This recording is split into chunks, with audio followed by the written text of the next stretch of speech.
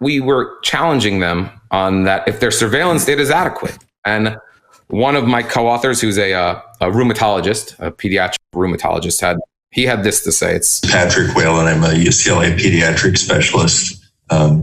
This is just an N of one, but February 25th, I filed a VAERS report on a 7-year-old patient who had a cardiac arrest following his first Pfizer vaccination.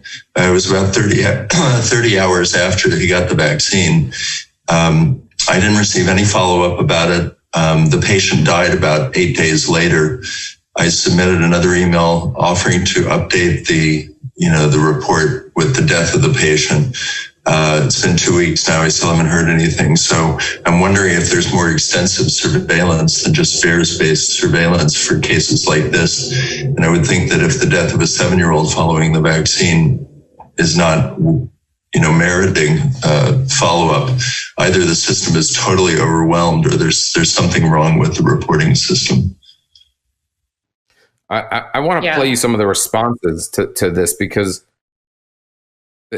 we're explaining to them that there's just from this man's, was one physician's who just happens to be within our study group. This is his own experience with the VAERS experience with VAERS, and here's what they have to say. Such interest, we're happy to make sure that it didn't get waylaid somewhere. Usually, the pediatric deaths, I know that they have been very good about chasing down. I know because I've heard details of each of them in many cases. That doesn't mean that you. This is the worst response you could think. This man saying you didn't follow up on a pediatric death, and I want to finish this.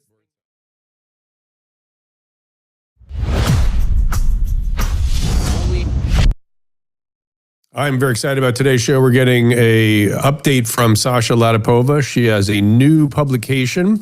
We're going to tell you about it. It is the COVID Dossier that she has co-authored with Debbie Lehrman. She, of course, is a retired pharmaceutical R&D executive with 25 years of experience. She has enlightened us about some of the shortcomings of some of the pharma processes out there. Connie Shields then joins us. She's an advocate for farmers and government overreach in Canada. She's just a trucker who got caught in a snare. And then Gwen Lynn joins us. She's an environmental safety scientist, host of A Green Mile. She is, as I said, environmental scientist. In a Green Minute is her Facebook and Instagram. Instagram is where you can find her. And you can find us right here. We'll be right back after this. Our laws as it pertains to substances are draconian and bizarre. The psychopaths start this way. He was an alcoholic because of social media and pornography, PTSD, love addiction, fentanyl and heroin. Ridiculous. I'm a doctor, for sake. Where the hell do you think I learned that? I'm just saying, you go to treatment before you kill people. I am a clinician. I observe things about these chemicals. Let's just deal with what's real. We used to get these calls on Loveline all the time. Educate adolescents and to prevent and to treat. If you have trouble you can't stop and you want to help stop it, I can help. I got a lot to say. I got a lot more to say.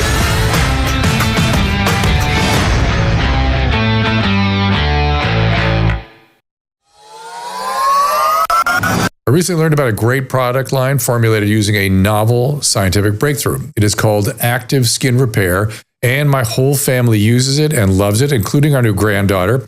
Actually, her parents were using it for diaper rash and other skin irritations before we learned about it. It's a baby strength spray made from naturally occurring molecule called HOCl. The technology was just kind of really mind-blowing to me on how simple, but how effective it was. HOCl is a non-toxic, clinically proven antimicrobial molecule, been used in hospital for a long time, and it's actually produced by our own immune system. The applications are numerous: wound healing, insect bites, even eczema, rosacea, other inflammatory skin conditions. What's really cool about it is, again, no toxicity. So you're not using any harsh antiseptics. It's non-cytotoxic. So when you're putting it on, you're killing the bacteria, but you're not hurting any of those healthy cells that your body's producing to actually help heal itself. Active Skin Repair Spray also comes in a kid versus an adult version. Get yours at drdrew.com/skin repair for 20% off. That again is drdrew.com/skin repair for a 20% discount. If you're a man or woman over 40, listen closely. Nitric oxide is considered to be an important molecule for supporting healthy vasculature, healthy blood pressure. Now, Heart Factors Plus is made with a powerful formula that's packed with L-arginine, a key amino acid that has been shown to naturally enhance nitric oxide. It enhances the physiology and could play a key role in supporting healthy blood flow, optimal circulation, and even sexual performance. Heart Factors Plus includes a powerful antioxidant blend to support nitric oxide as well. And right now, take advantage of this amazing introductory sale for Heart Factors Plus. Go to heartfactorsplus.com/Drew and get a free bottle with your order today. Limited quantity are available, so act fast. I want you to go to heartfactorsplus.com/Drew. One more time, that is heartfactorsplus.com/DREW. All right, I want to get right to our update with our friend Sasha Latypova. You can follow her Substack on sashalatipova.substack.com. I suggest you do subscribe. And you can follow her on X at Sasha_Latypova, Latypova. And Sasha, welcome to the show. Welcome back. You have a new publication called the COVID Dossier. I want to hear all about it. I noticed, by the way, on today's Substack, you were talking about the weaponization of essentially public health. And I'm wondering if those two things, if that's another thought or if that's in the dossier. It's not in the dossier. So the dossier, which I co-published with my colleague Debbie Lerman. So the dossier is a collection of evidence that we pulled together with all referenced. It's basically a listing for many countries of the world, including U.S., Canada, UK, Germany, Netherlands, France, some Asian countries, Latin American countries. So we have evidence for entire world of military operation COVID. So we're tying COVID campaign to the military coordinated through NATO and military alliances of U.S. And led by the U.S. Department. Hang on, we got a little delay, so I have to interrupt. I want to ask something about that, and so I apologize, but one of the questions I had was, did it become a national security interest for people because they were just freaking out so much about this virus? Or did it, I've talked to, for instance, what's our Chinese scientist friend, Mi Lai? I'm sure you've talked to her too. And she has always, you've never talked to her? She has always maintained that it was a People's Liberation Army operation from the beginning, and she was involved with it. She was working on the coronavirus backbone. And so on the China front, I could see where it starts as a military operation. Is it that motivated the rest of the world to also contemplate that this was something of a military importance? Or is it the fact that it was disrupting society so much that it became a military operation? Well, Debbie and I, so it might as well have been People's Liberation Army operation too, but Debbie and I, we focused on primarily on the Department of Defense, and we started our investigation from the Department of Defense, and then we compiled information for other countries. And on the Department of Defense side, it's very clear. I received a tape from a whistleblower from inside AstraZeneca, yes, that one. And on that tape, two speakers, the CEO of AstraZeneca, Pascal Soro, I'm not sure I'm pronouncing his name correctly, and Mark Esser, VP of monoclonal antibodies, discuss that they had been approached by the Department of Defense, DARPA, in 2017 to start working on this program. At the time, DARPA called it Pan-Influenza Pandemic Preparedness Plan, and they told AstraZeneca executives that Department of Defense will be identifying pandemic potential viruses, not clear how, and pharmaceutical companies will be making vaccines and therapeutics for those viruses within 60 days. To which Mark Esser said that his first reaction was that it's science fiction, because it is science fiction. Okay, it's not possible to do. Mm-hmm. But yet we kind of did it, right? We sort of did it. Kind of is a key word. Well, you've always enlightened me about the shortcomings of that process, of the procedures that were used and continue to be used, I guess. But The thing that oh shoot, my next thought escapes me now. My aging brain, it'll come back. Well, yeah. Let me just. Go ahead, keep going.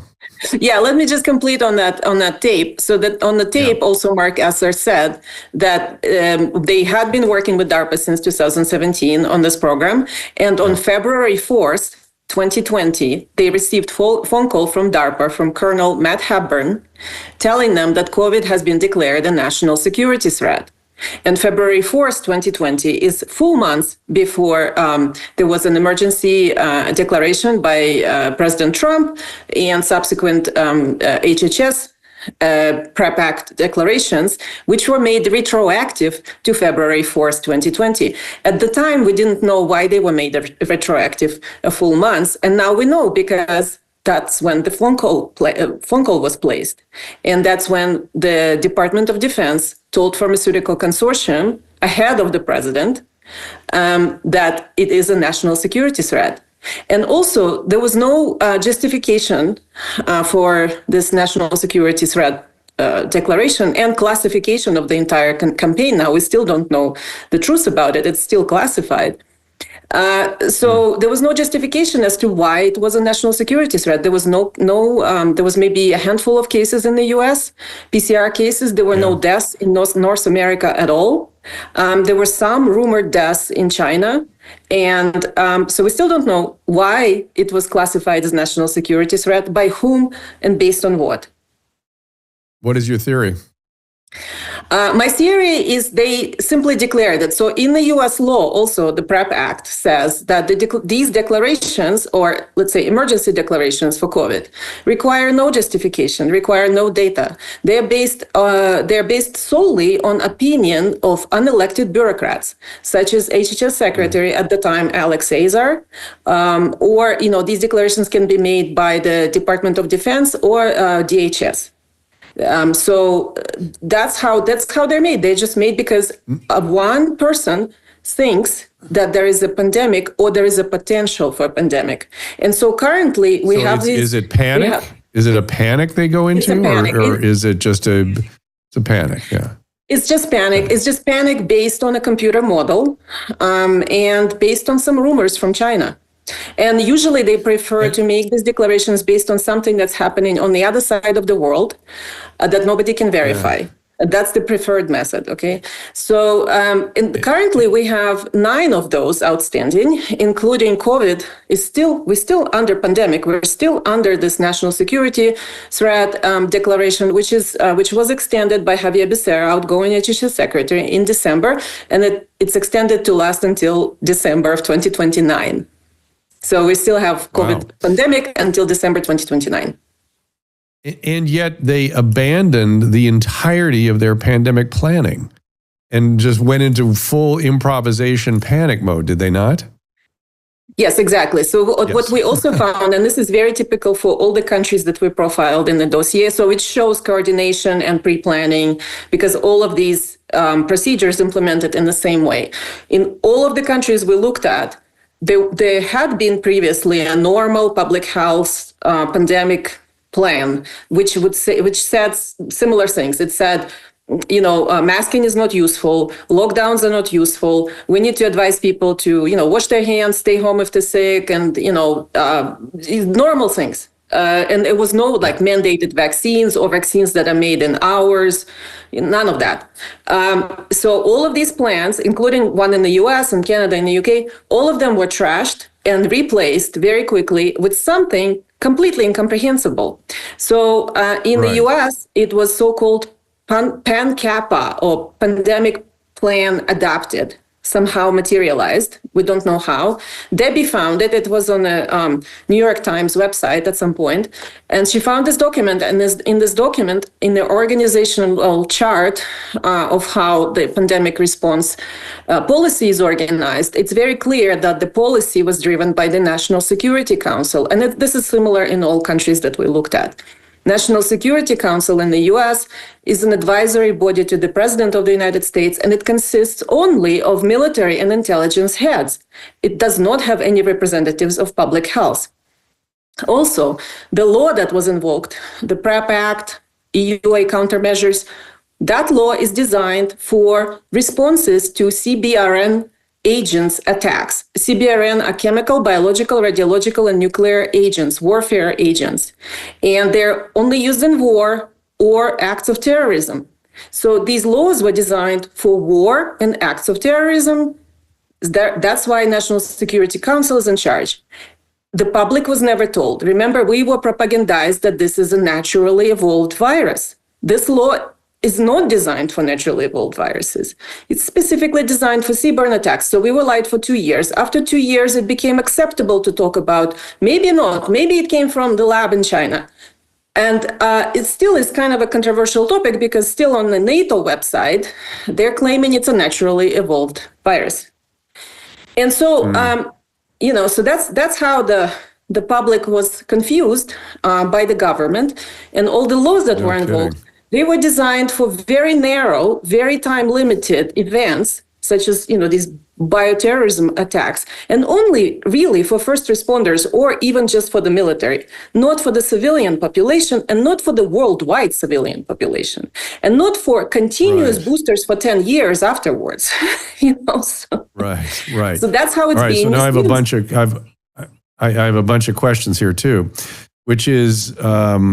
I do think the public health people got involved. Just listening to Francis Collins talk about his having lost his head completely tells me that they were equally as out of their mind with what they were doing. Stop the virus no matter what the consequence of our actions, which is the most insane thing for a clinical person to say. It's just the wildest thing. Number one. And then number two, anyone hearing you talk about this would certainly think, well, they must have thought it was a bioweapon. Is there any evidence that somebody thought we were under some sort of attack or some sort of bioweapon that's gotten loose? Or, in other words, did it go better than they thought? And were we actually under attack in some weird way?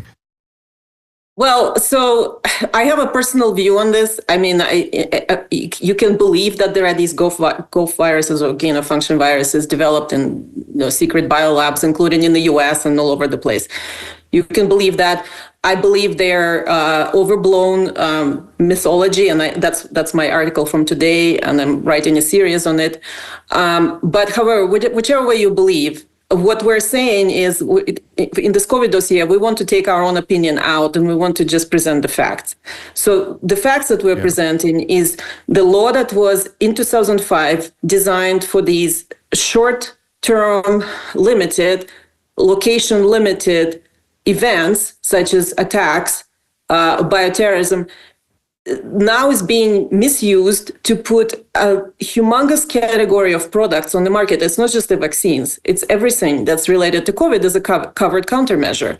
So we have, the vaccines, we have remdesivir, we have PCR tests, swabs, masks, procedures in the hospital, ventilators. All of it is covered countermeasures. So all of these products are completely regulation-free and liability-free. This is how the PrEP Act is designed. It was justified to say, well, we're removing liability and we're removing all these regulations for these products because these are just desperate situations, very rarely happening. Maybe in some war theater, or maybe it's some attack or something. Those are just desperate places, and we can't expect these people to be then liable. Okay, under those conditions, it's justified, maybe. But now this law is being abused and misused to put a tremendous amount of products on the market and mandate them on all civilians, on the entire population, numerous times. So that's essentially what we're having. We're having all these. The vaccines are not regulated. There is no liability for them, and there won't be until the end of 2029 at least. So my gravest concern about that is, I guess it's because there's no countervailing force, but that we now know the spike protein is the primary pathogenic component of the virus. It's what really does the damage. And yet all the mandated vaccines are the ones they continue to focus on, are the ones that produce unrestrained amounts of spike protein. Why, what is your opinion about why they don't come up with another one that has, maybe it's a whole virus or a nuclear capsid, or what's wrong with Covaxin? What would be the pushback from a pharmacological standpoint other than money? Like, is there a medical reason that they wouldn't come up with something that is not generating the actual damaging protein?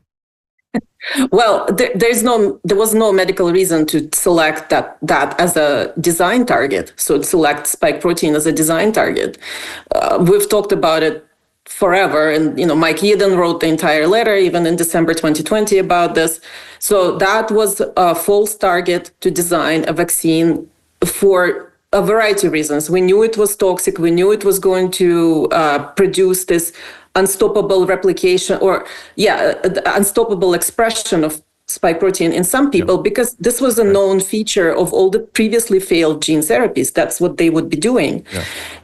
So absolutely no question, from the very beginning, any honest professional looking at the design of the product would say it's harmful. It's on purpose harmful. But even being what would the word be? Sort of as sympathetic as possible to the desperate circumstances that those guys thought they were in. Why continue to push that one? Why on continue? Babies? Why and on babies? And why not come up with something else? I mean, why would we do that? I can't get it through my head. I can't get it through my head either. I mean, that's why I wrote an open letter to RFK Jr. asking him to at least terminate the declaration for COVID, which is entirely in his authority. This is what PrEP Act says on paper, that it's only based on the opinion of the HHS secretary that was the it an open letter? Remains in place. And the COVID shots remain on the childhood schedule. These EUA countermeasures, these hugely toxic things. Crazy. It's crazy, right? So why? Was it an open letter, or did you send it directly to him? I texted it to him, and I published it on X, and I published it on my Substack. So you know he's seen it, is my point. Yes. I'm sure he's seen it. Yes, I have his phone number. Okay, because I was gonna offer my so whatever sources I have to try to get it in front of him, but okay, so he's seen it. Yeah, I'd love for you to also remind him through your sources. I will remind. Yeah, I will. And you send it to Caleb or whoever, Emily, and she'll send it to me. And because it's just so bizarre. Yeah, as someone on our Restream says, follow the money. I get the money part. And that, by the way, that is one of the things I'm going to be talking about, the executive order that just came out that's directed towards pharma. And one of the reasons I really like the EO is that it's at pharma behavior. It's not telling them what to do. It's putting forces in place to get them to do the right thing, which is how businesses have no conscience. They go the direction that the forces, are put in place. And this puts some better stuff in place for things like small molecules and certain negotiated anti-tariff kind of positions for the states and things. So I'm actually an enthusiast of this, but I don't know. God knows it'll get challenged some way. But yeah, when you've had a chance to look at it, please write a Substack on it, because I'd love to read it. And let me say again, people, please get her Substack. It is not,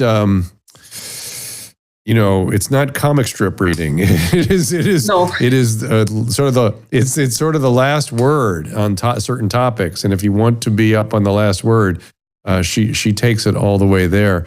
Susan, I'm wondering if you have any questions for Sasha, because this is all stuff. Okay, because Susan immediately becomes very paranoid about China's involvement in all this, and she worries that there is somehow pulling the levers. I think it was just a series of unfortunate mistakes, and that the fact that they're not correcting it is just I can't get over it. I don't know. It's so easy to correct some of these things.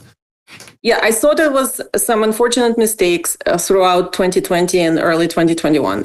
But eventually, when you see the mountain of obvious data, harm and injury and death, and the authorities remain blind to it, it's not a mistake anymore. It's considered. I wrote in around 2022. I wrote several presentations and articles called "Intent to Harm," because this blind denial and continued propaganda of safe and effective in the face of death and injury toll that's mounting, very, very rapidly, that indicates that what they're doing is intentional. And so since then, I've maintained the position that this is intentional. Well, intentional in the sense that I feel like Fauci and his gang were trying to, they didn't want to have liability for the choices they made. They wanted to obscure or at least obfuscate some of their, gain of function stuff. And so they had a motivation not to undo the emergency action. And then you've got Trump, and his sort of ego is involved in all this, and he doesn't want to undo it because it was his vaccine and his whatever. And so it just feels like, again, human behavior doing its thing, where it has no purpose, it shouldn't be here. There should be clinicians, there should be scientists, and that's that. Right. And so that's why we've compiled this dossier. And again, I want people to look at it.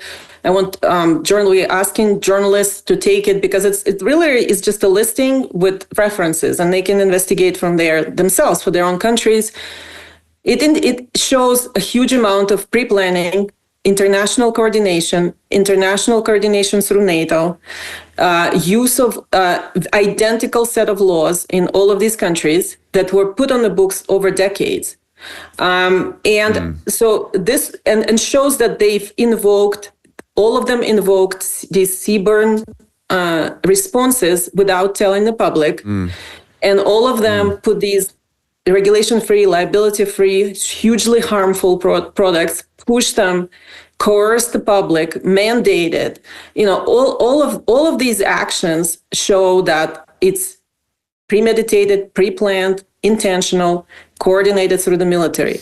So it's certainly, you're helping me understand. I could never get my head around how the whole world did this. It just didn't make sense to me. And to prove the theory, those that chose a different course, like say Sweden, do you see them opting out of the activation of the CBRN, or do you see Africa having no relation with any of that, or somebody tried to get them to do it and they didn't?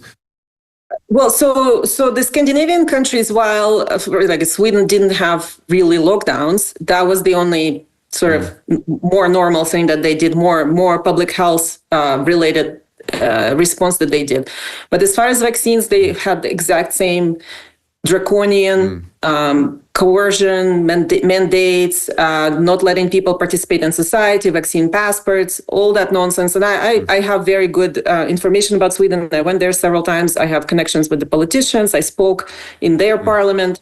And so it's very clear that the same framework was used in Sweden for these issues, for like pushing mRNA. They only kind of opted out, were maybe let maybe like, there were a few places here and there where, they let them use more normal public health measures, but everything else was the same.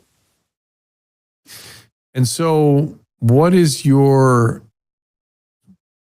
sort of speculation about where we're going here? What do you see going forward? Are we going to come to terms with this? Are they going to try to just pretend it didn't happen?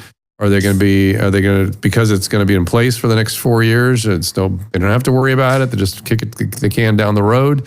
And maybe then people have less intense feelings about it. I know that won't be me. But what do you think? I know it won't be you. And so what do you think is going to happen? Well, right now, I can't predict the future. I still hope that the current administration means to change something about this, means to address this issue. My personal goal is for the next 18 months or so with colleagues, we're going to be going very strongly advocating for repeal of PrEP Act, because it's a license to kill. And I've written over 100 articles on it on my Substack, and I'm going to be publishing more concise briefs about it.